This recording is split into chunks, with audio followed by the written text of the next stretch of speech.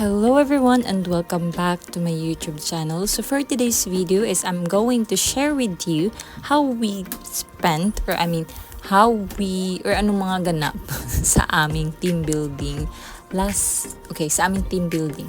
Okay. So for today is andito ako, kita niyo naman, naglalakad ako dito sa may Santo Niño Church papuntang Plaza Independencia kasi nga dun yung waiting area namin para sa van. So first time ko nakita talaga, hindi first time, like parang early at 6 a.m.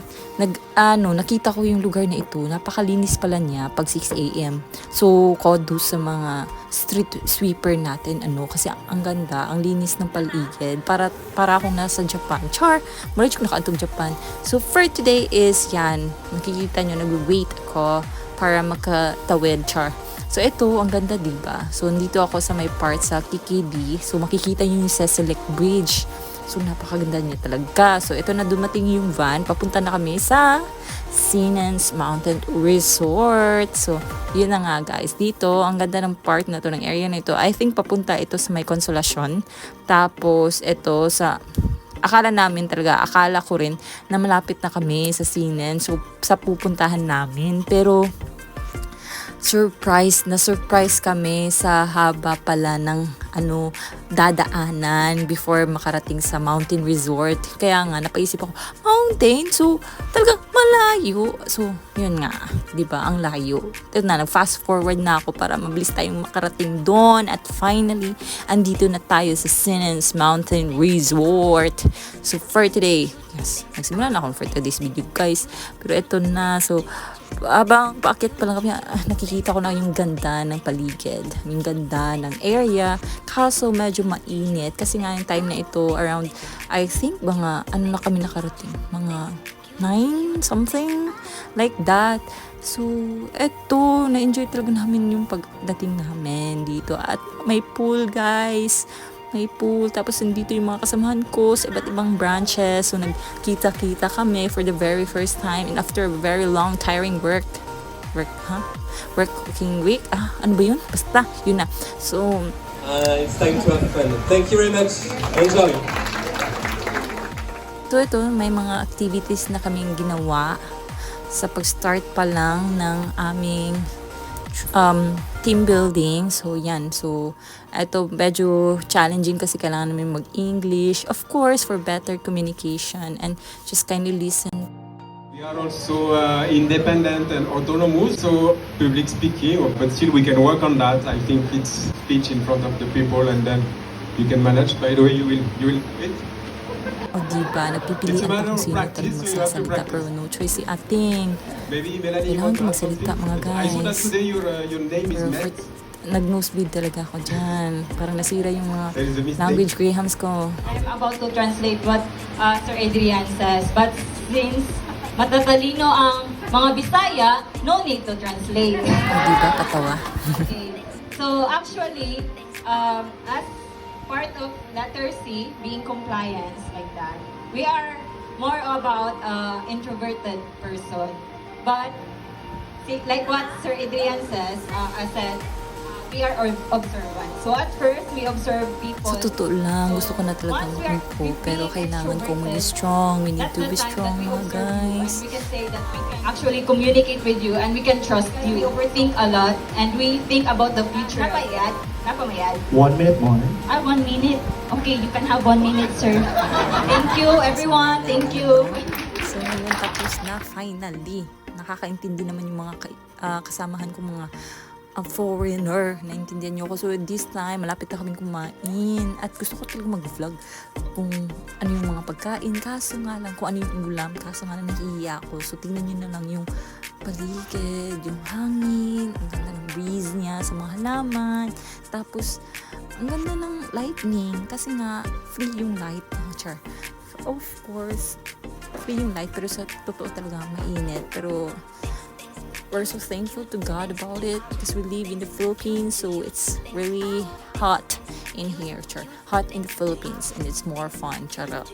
So ngayon nga, at tignan nyo yung area, yung mga hagdanan, tas yung pool, maganda siya actually, lalo na kapag gusto mo like mag-dibu or mag-celebrate ng ilang years ng birthday ng lola at lola mo, yung family gathering, or any reunions, talagang bagay dito sa lugar na ito.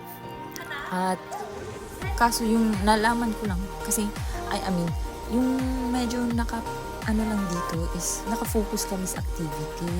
Kahit gusto namin na like maligo, hindi pwede. Shortcut with regard to behavioral change. When you speak of behavioral change, the community really changed. No, na-absorb ng nila nakatuwa mga programs. So, kinsay passenger, ma'am? Kaya isa ka passenger, do ka dolphin? Tapos ito tanong pa ako, tapos yung ending, ako din pala yung mapipili na sasakay sa bangka. Charis, bangkang lobo. Yun. So, kita nyo ang happy ni ma'am. So, ngayon, kami ng mga balloons para sasakyan namin, gagawin namin bilang bangka. Na cute na bangka. Na hindi namin alam na mag-work pala talaga siya. O, tignan nyo, nag-work, diba? So, kailangan namin ng 3 dolphins. Dolphins sila. Sila yung ng balloons. Balloon boat. Sila yung taga-tulak. So, kailangan namin maka-survive. So, ito ako, wow. This is by far one of the great memories that I have so far, aside from my work there, is this one.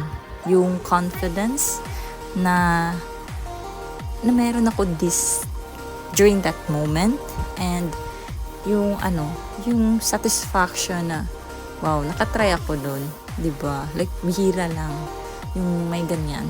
Charis. Wala kasi akong choice, guys. To be honest, ako lang kasi yung payat. Ganyan, something.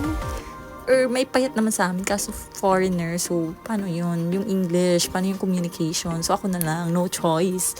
Charis lang. Pero, it as an memories as well. So, yan. So, yan. Ang sarap nito, guys. Yung saging na sabat. 150. 150.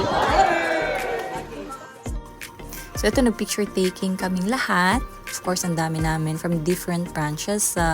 Galing Leyte, tapos Mandaue, tapos Talisay, Cebu. So, yan. Ito, galing to sa mga co-workers ko or colleagues na galing sa Leyte. At first time ko nakatim doon. At masarap niya, guys. So, dito, after nung team building namin, dito ko nalaman na may second pool pala sa itaas. At ang ganda niya, guys. Bongga siya for prenup shoot or like debut na yung photo shoot. So, bongga yun. So, ito kita niyo naman ang pagod ko dito, guys. Yung princess ko na, sige, kanta pa more. At ito na. Dito kami nag-picture Right now, taking. we're here at Sinin. It's a mountain resort. So, they have 2 pools. And, of course, some cottages. So, this place is good if gusto niyo mag-reunion, whole family, or birthday party, or any events. Tumakbo ako ng napakabilis kasi akala ko naiwan ako ng van. Okay, so yun nga yung story. Akala ko maiwanan na ako ng van, pero thank God, medyo na-delay pala. Excited lang talaga yung mga kasamahan ko, kaya yung excitement nila, nasali ako. So, yun na nga. Ito yung view niya sa taas na part. Ang ganda niya talaga. Kaso, yun nga, ewan ko ba, bakit kapag team building, daming activities, instead na yung, alam nyo, dapat one day activities dun sa area, tapos second day, ligo lang. Char, nag-demand pa, parang may pera. Char, wala akong, dito, wala akong naibigay, kundi, lang, presence call lang, ganda-gandahan. Char, ganda ka, te. Yun lang, so, pauwi na kami dito. So, yes, that's the whole entire day. Like, whole entire of day. Pero, yan lang. Sana nag-enjoy kayo sa mga runs ko at sa vlog na ito. Hope to see you guys next time and my next other video. So, bye guys. Thank you for watching.